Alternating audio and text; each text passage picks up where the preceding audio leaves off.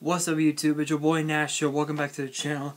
And today I'm going to be giving you guys my top 10 best moments in WWE for 2019. Now, this year has been quite the year as of late. We've seen so many historic moments, so many dream matches you never thought possible. Just to name one, we've seen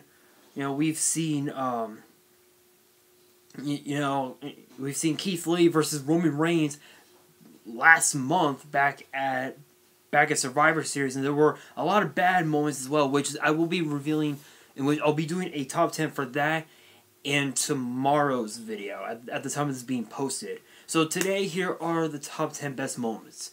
So kicking off at number 10, I think one of the best things that happened to us in WWE,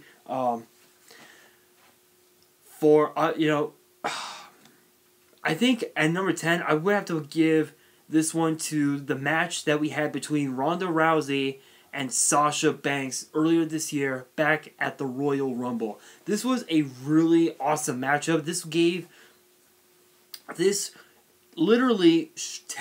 was the biggest test, not just for Sasha's career, but also for Ronda's as well, because Ronda has never faced anybody like Sasha before, and this was a really great way for WWE to showcase to the fans what Ronda Rousey was all about in this matchup, and it was pretty cool. I actually liked it.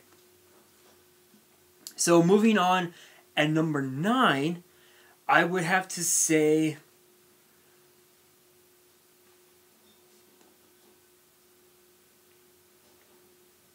number 9, I would have to say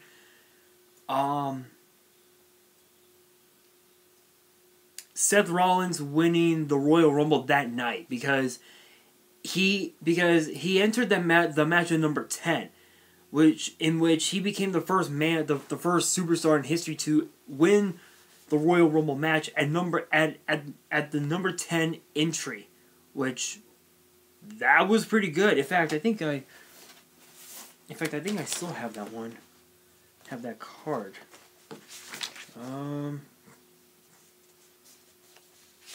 No. Here we are. Right here. I actually have the scorecard. So Rollins actually, if you guys don't remember,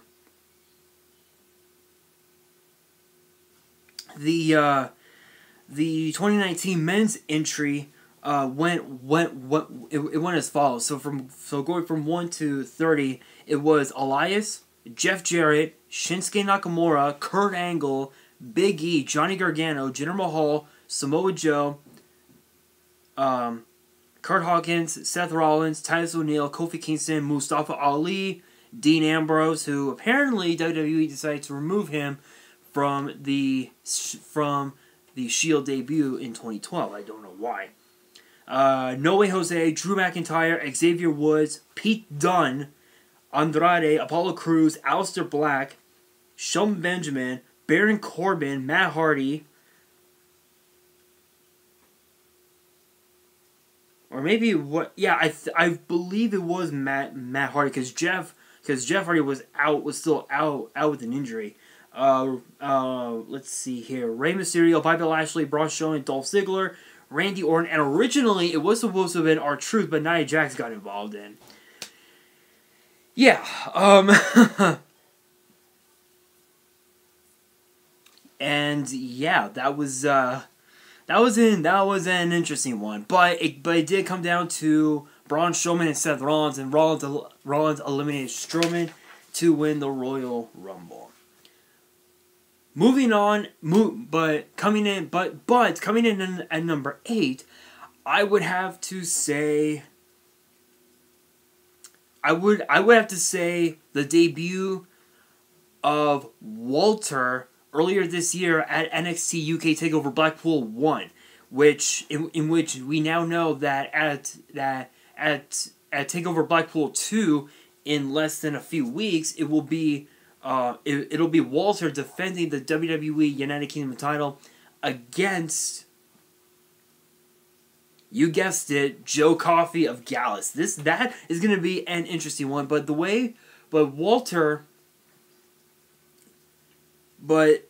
if you guys do not remember that night, Pete Dunne had defeated Joe Coffey to retain the WWE United Kingdom Championship, and then Walter showed up and was like, "I want you.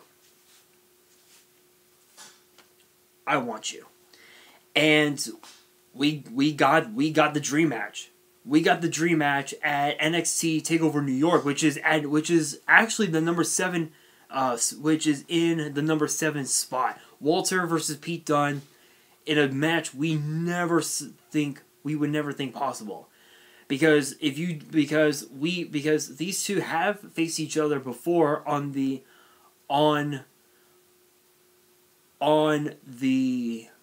independent scene, but never in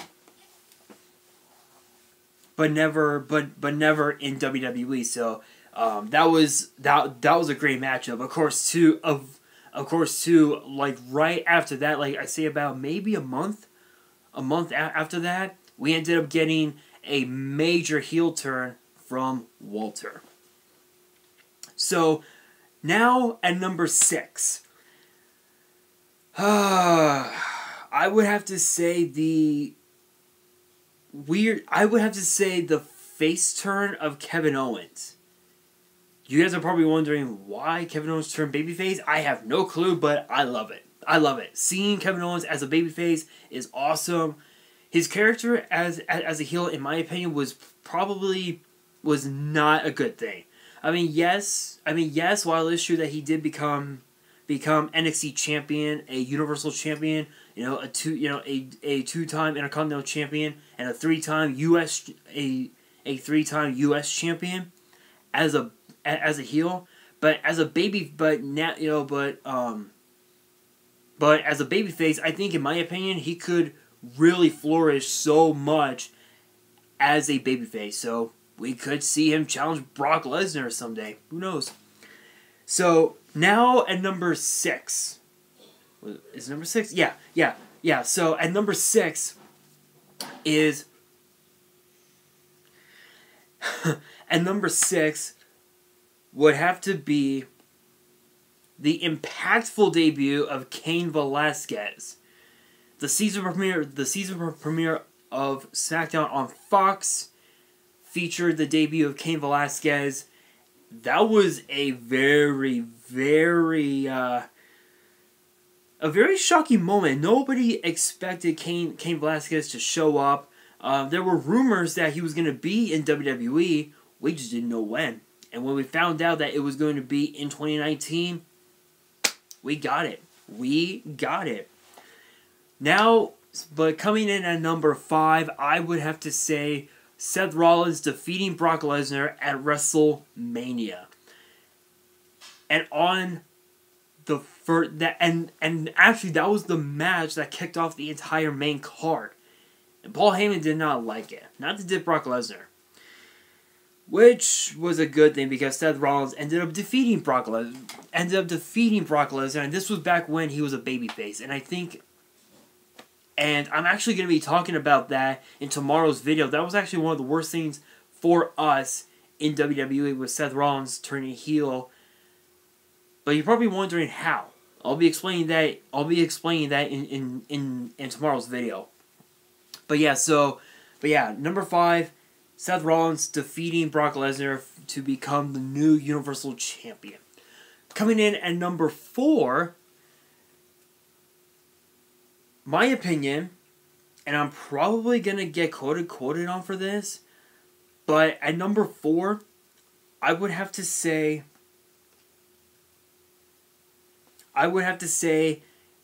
AJ Styles getting drafted to Raw during the Superstar Shakeup. You're probably wondering why I chose that one. It's actually simple because I think seeing AJ Styles on Raw would do so much. And it's actually done quite a bit for him. You know, with him reuniting with Gallows and Anderson, now known as the OC. Now becoming a 3-time U.S. champion and whatnot. I think he could very may well flourish on Raw than he did on SmackDown in the early days of 2019. Coming in at number 3 would have to be the return of Bray Wyatt, but the debut of The Fiend. Bray Wyatt is probably by far one of the most unique superstars we have had in the last 6 years. I would say I would say the last decade. The last decade he is one interesting guy. Very unique, very bizarre, I would say. But seeing Bray Wyatt return from a very unique injury, and going through a lot of like going through a lot with family and whatnot. I think it was great. I think they did a wise choice by bringing Bray Wyatt back right after WrestleMania, because had he have returned on the night of WrestleMania, it just would have been a bust. But this new character of Bray's, with the whole Firefly Funhouse and with the Fiend, I love it. I think it's great. But after what happened at TLC, I don't know. I think now it's just gonna be a bust. But coming in at number two, actually involves TLC, and that is the return of the Yes Movement. Yes, Daniel Bryan returns with the Yes Movement, with the whole yes, yes, yes. I'm still tripping out about that, but I think, in my opinion, that was by far the best thing that ever happened to him. Because if you remember last year, 2018, he said that the Yes Movement was done. That the new Daniel Bryan, destroyed the Yes Movement and whatnot. I knew deep in my heart that at some point the Yes Movement would come back, and sure enough it did. So you're probably wondering what's going to be next for Daniel Bryan. Well, there's rumors going around saying that at the Royal Rumble, Bray Wyatt, not The Fiend, but Bray Wyatt will be defending the WWE Universal Championship at the Royal Rumble against Daniel Bryan. If this rumor is true, then this will actually be Bray Wyatt's second match ever, but not as The Fiend. And there are rumors saying that The Fiend and Bray Wyatt are not one and the same. Comment below what you guys think about that, because I think that they are. I think that they are, but at the same time, it's kind of hard to say. But before we get to the number 1 spot, I actually do have a honorable mention for this list, and the biggest honorable mention of all would probably have to be would probably, and I know I'm gonna get quoted on for this. I'm gonna get quoted on for this so bad, so hard. The honorable mention is Kofi Kingston defeating Daniel Bryan at WrestleMania for the WWE title. There is no explanation needed. The match speaks for itself. But coming in at number 1, the main event of WrestleMania, the triple threat match for both the Raw and SmackDown Women's titles. Charlotte Flair holding the SmackDown Women's title, Ronda Rousey holding the Raw Women's title, and Becky Lynch, the man, being the winner of the Women's Royal Rumble match. This was a very, very interesting matchup. I actually did a result video on that, and this was back when I had so many problems with my PS3. Luckily now, I'm actually using a Fire Stick now, so that's pretty good. But yeah, we actually had 1, 2, 3, 4, 5, 6, 7. We had seven title changes that night. The first title change we had was on the kickoff show when Tony Nese beat Buddy Murphy to win the Cruiserweight title, and then of course Hawkins and Ryder defeating the Revival to win the Raw tag titles. And then of course also I mentioned earlier, Rollins beating Lesnar, the Iconics winning the women's tag titles. Kofi beating Kofi beating Daniel Bryan. Finn Balor defeating Lashley to win the Intercontinental title, and of course the women's main event.